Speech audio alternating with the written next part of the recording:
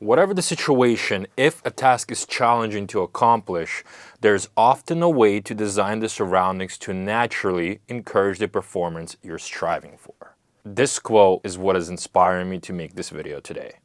And what's the video about, you may ask? Well, it's to show you the environment that I've created. And that will be in the simple form of me showing you exactly what I have in my studio.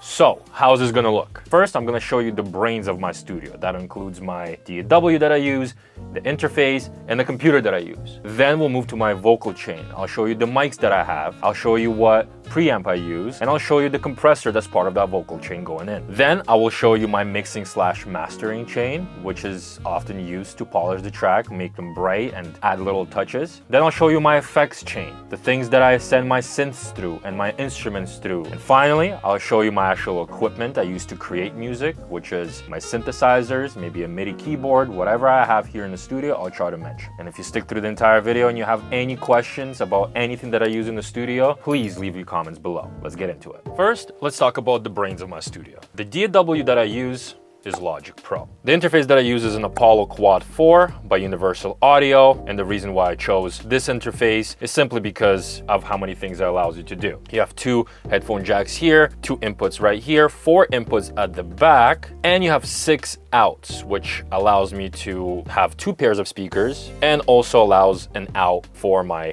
mastering mixing chain. The reason why I also love the Quad 4 by Universal Audio is that you have ADAT expansion. And I've utilized that by adding another interface, Claret by Focusrite 8 Pre. So it has 8 more inputs and you have, I believe, 8 outputs or something like that. Something crazy. I have to look at the back. I totally forget now. But for all of these inputs, I'm not putting them directly into the interface. Well, I am, but I'm using patch bay for that. So you can see that all my inputs from Universal Audio 2, input 2, and then I go into all my Focusrite inputs at the bottom. And the same way, I have all my synths running through the patch bay so I can map anything. My effects pedals are in the patch bay and send any type of synth or instrument through a chain directly into the inputs of whatever interface that I choose. Now let's talk about the mics that I have in my studio and that I use. There's only one really that I use most of the time. It's the most reliable one, but sometimes depending on the instrument that I'm recording or maybe a different type of artist,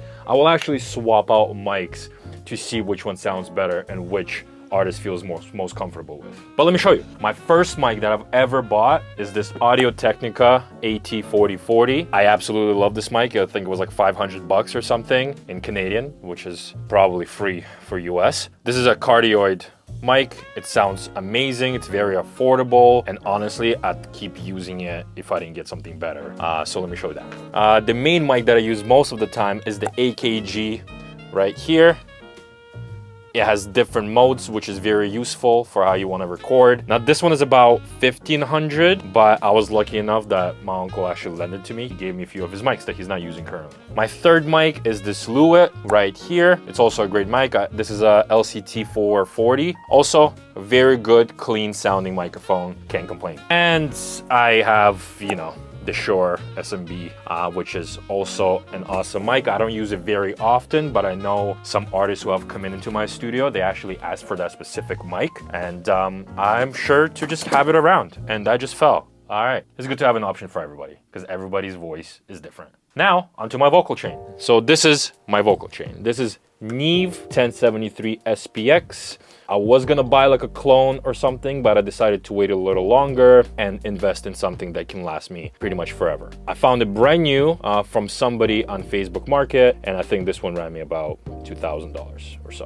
I don't know what this is doing, but the sound is so unbelievably clean, especially going into the Apollo afterwards. It's just amazing. And then from 1073, I run into 1176. This is a clone by AudioScape. Again, a great company. All their gear is made by hand and with care. I got the Deluxe version, which essentially just has an extra knob for compressor blend, which is very useful. So you can turn it off this way, or you can make it fully wet. And I believe they added also this high pass filter, so you can control which frequencies actually get affected by the compressor. AKG mic into 1073 into the compressor. I'm super happy with this chain. Right now, I wouldn't add anything more. Now, onto probably the most used section of my studio, which is my mixing / mastering chain. Let me move this away. So for my mixing tools, I actually use the Console 1 fader and Console 1 channel by Softube. It's a great company, very cool controller. It's very easy for me to do mix check, right? Balance all the tracks correctly. What I usually like, I bring everything down and slowly start increasing volume for each track and element until it sounds perfect in a mix before I even start adding any plugins, to be honest. So first, I always level out my mix using the Softube. Console 1 channel actually allows you to add internal plugins. So it comes with an app that's obviously installed in the desktop, and Softube has a whole bunch of different compressor plugins, equalizers, de-essers, whatever, that are super easy to pull up on this Console 1. So you don't even need to use the mouse. You just put the Console 1 plugin on the channel that you want it to be on, and then you can easily add to the chain straight from this controller, which is super convenient. I'm not that great at it yet. I still reach for the mouse, but the goal of this is to essentially not even look at your computer so you can focus on what you're hearing. And finally, my favorite part, probably that makes every single track just sound magical once you put through it, is my Master Bus Transformer by Rupert Neve design. It's an absolute beast. It has so many little things, so many options. You have your equalizer, you manage your input here, you have your high pass filter frequency right here, you have your color comp, which sounds amazing. You have your width to make tracks wider. You have the famous Super Silk, the blue and red on this one console, which is, I don't know what it is, but it just sounds great anytime you turn that knob. You got your harmonics right here. And your output. Now the friend here, the accompanying friend, is this exciter. It's called Apex 204. They actually don't release this anymore, unfortunately, but it was used by Andrew Sheps, I believe, in one of his videos. And I mean, I also got this as a gift from my uncle, and this thing just together, I don't know what it is, it just adds that extra level of sort of clarity and excitement that I can't get anywhere from working in the box. You got your oral exciter, which is your high frequencies. You got your big bottom, which is your low frequencies that you can use to drive, and you control your mix, you can tune it, and it's also stereo, so you have two sides of it, so you can control two sides of the channel. More exciting part of my studio is my effects chain and all the pedals that I use. Sometimes I start with a synthesizer and run it with a patch bay, run it through any of this, all these pedals, and they're all set up in order. So essentially I can run one sound through all of the pedals together at once, which is hard to control, to be honest, and it gets very loud and messy, especially because of these microcosm and chroma console, because they do a lot of sort of glitchy effects. This thing is just magical. This is Chorus Echo by Echofix. It has real tapes inside that the sound essentially runs through them, and that's how delay is caused. It's amazing. You got your reverb right here. You have everything that you want to control. You got your input. You can affect, it has 4 motors, so you can choose how many motors are running the tape, and you should check it out and see how the inside looks, because it's a little bit difficult for me to open this up right now, but this is great. Then again, by Echofix, I have their most recent different compressor that they released as well. This is also after an 1176, and sometimes I have a compressor for my vocal chain, and I have a compressor in case I want to run some instrument, let's say like a guitar or something. I run through this with effects, or like a synthesizer. Then probably the most packed pedal that I have is H90 by Eventide.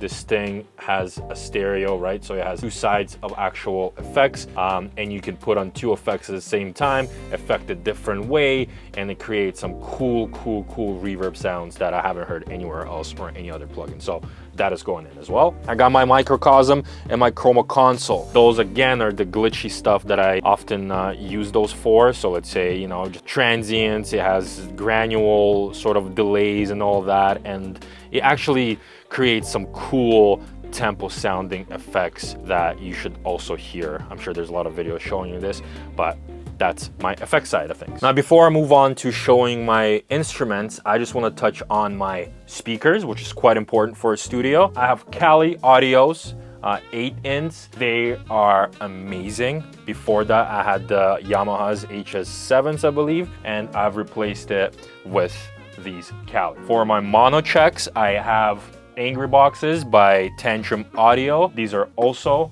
great. I check my mixes there, check for any phasing issues, etc.